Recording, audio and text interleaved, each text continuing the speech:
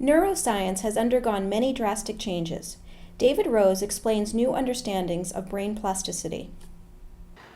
When I was a graduate student, we were taught that the brain was relatively fixed after very early ages, and that was the common wisdom.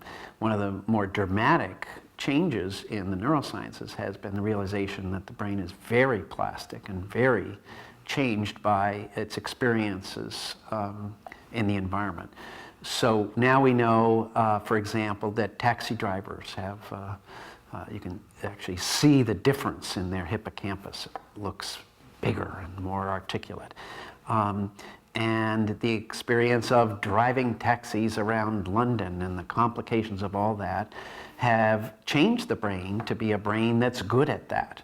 And at first you say, well, maybe it's just that people who had big hippocampus became taxi drivers, but they were actually able to show that over just a few months you could actually see the changes happening. And now that kind of experiment has been done many times.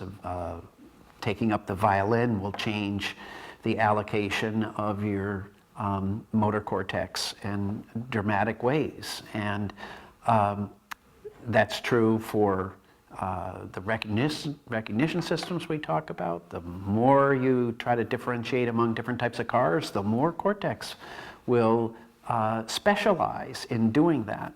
So one of the biggest changes, again, is our realization that the brain gets shaped not by genetics alone, but by the relationship of the individual to their environment, and the brain becomes good at being smart in that environment. So brains develop very differently in different environments, and that is a big change in our view of how the brain develops.